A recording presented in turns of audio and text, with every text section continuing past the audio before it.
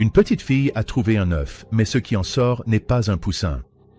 C'est quelque chose de bien plus terrifiant. Maintenant, il grandit et devient de plus en plus comme elle.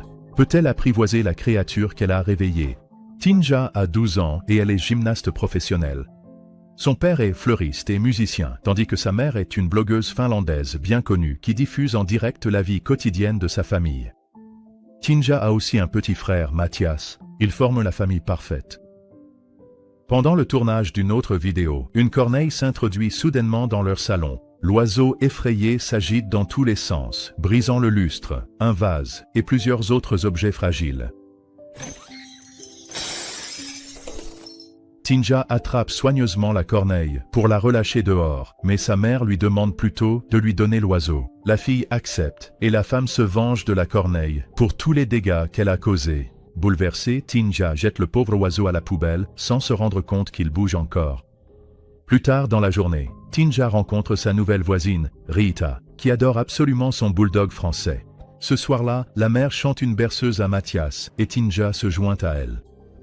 Une fois le garçon endormi, la mère lui montre la dernière présentation pour son blog. Voilà à quoi ressemblent les familles parfaites, où tout le monde s'aime et où rien ne va jamais de travers.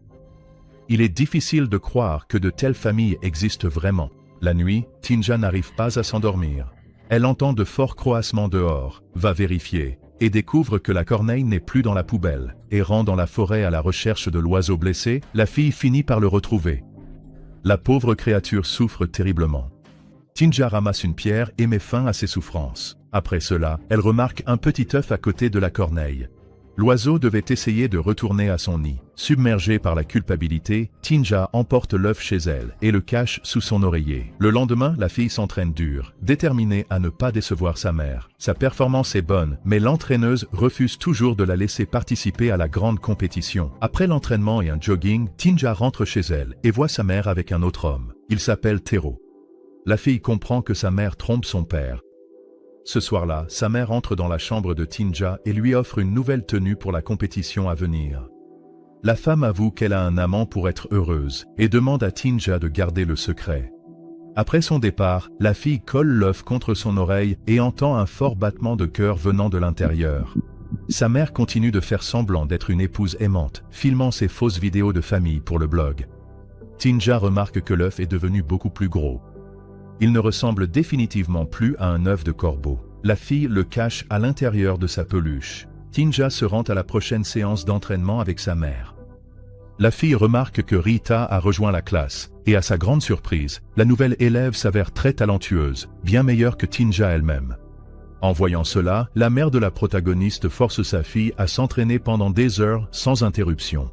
Ses mains se couvrent de cloques rouges, mais Tinja obéit à chaque ordre sans se plaindre. Cette nuit-là, la fille se cache sous sa couverture et caresse doucement l'œuf mystérieux avec sa main blessée. Un nouveau jour se lève. La mère continue de travailler sur son blog, puis annonce à Tinja qu'elle est amoureuse de Tero. Pire encore, la femme avoue qu'elle n'a jamais vraiment aimé le père de Tinja. Tinja éclate en sanglots, serrant l'énorme œuf contre elle. Ses larmes tombent sur la coquille, qui commence alors à se fissurer. Terrifié, Tinja se cache dans son placard.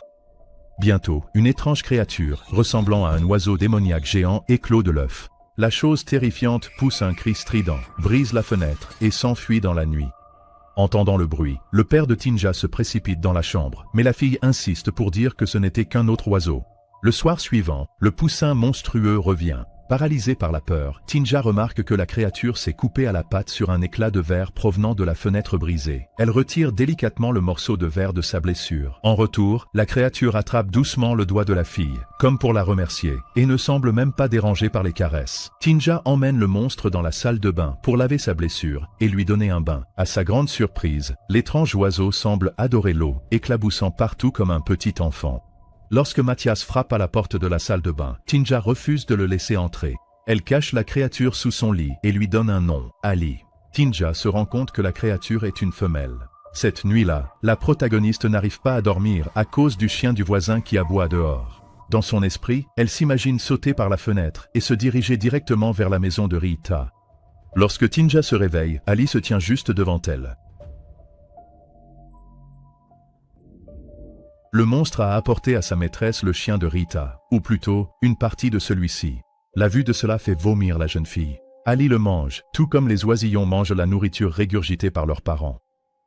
Tinja enterre le chien dans un parterre de fleurs, sans savoir que Mathias l'observe en secret. La jeune fille serre sa nouvelle amie étrange dans ses bras et la cache à la fois de ses parents et de son frère. Plus tard, Tinja se rend dans une animalerie pour acheter de la nourriture pour oiseaux, où elle rencontre Rita de façon inattendue. Les filles plaçardent ensemble des affiches à la recherche du chien disparu. Lorsque la mère de Tinja rentre d'un énième voyage d'affaires, elle offre à Tinja une nouvelle brosse à cheveux. Mathias, contrarié de n'avoir rien reçu, court jusqu'au parterre de fleurs, déterre le chien de Rita et accuse Tinja de l'avoir tué. Leurs parents ne le croient pas, pensant que des animaux sauvages sont responsables. Cette nuit-là, Mathias met un masque et se faufile dans la chambre de sa sœur pour découvrir ce qu'elle cache sous le lit.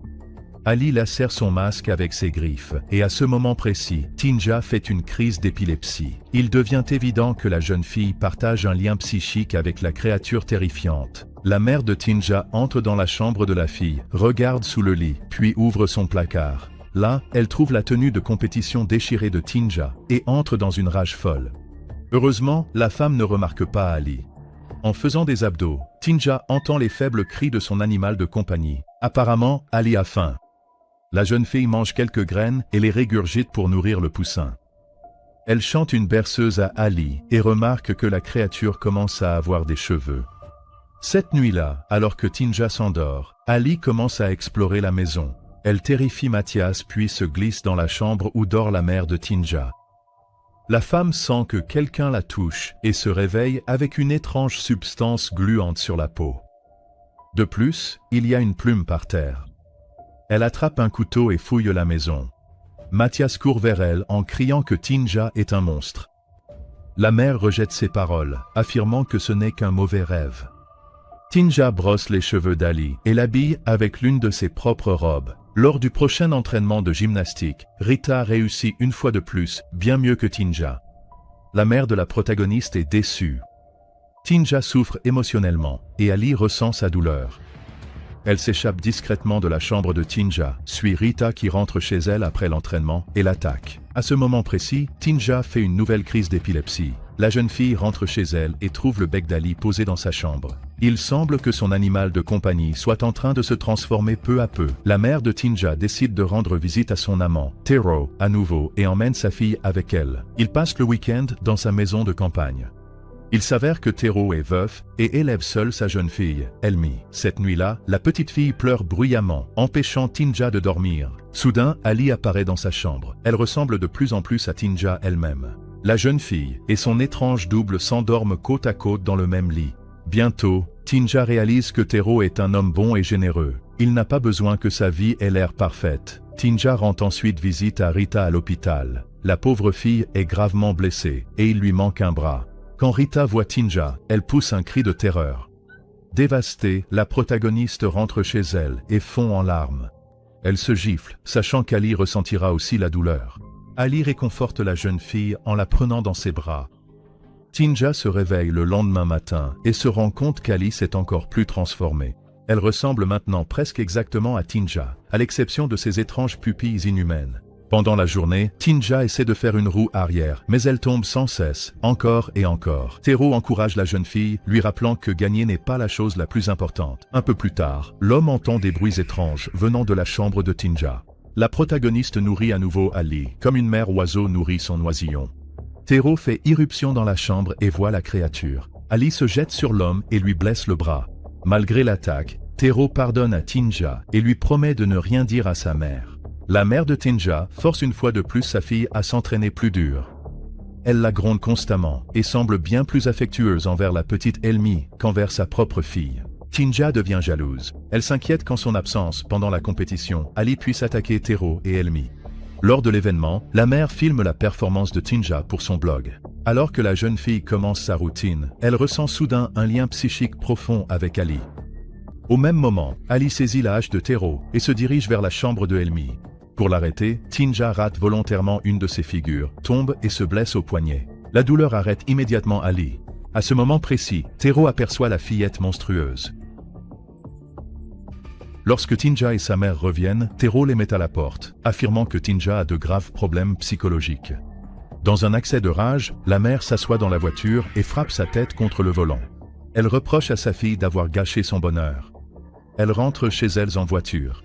Le père de Tinja fait semblant de ne pas remarquer que quelque chose ne va pas. Tinja monte dans sa chambre et aperçoit Ali dehors, à la fenêtre. Elle repousse le monstre dehors. Son père voit Ali allongé sur la pelouse et la prend pour Tinja, mais la créature rampe et disparaît dans les buissons. La mère de Tinja commence à enregistrer une nouvelle vidéo pour son blog. Tinja promet que tout ira bien. La femme répond froidement que sa fille sent bizarre. La jeune fille va immédiatement à la salle de bain. La mère de Tinja entre dans la chambre de sa fille et trouve Ali caché dans le placard. Prenant la créature pour sa fille, elle l'attrape et lui brosse violemment les cheveux. Quand la femme arrache une grosse touffe de cheveux, Ali pousse un cri furieux. Le monstre se jette sur la femme et commence à l'étrangler. Tinja fait irruption dans la pièce et arrache la créature de sa mère. Ali s'enfuit, hurlant si fort que sa mâchoire se fend. Tinja essaie d'expliquer à sa mère que tous leurs problèmes ont commencé à cause d'Ali.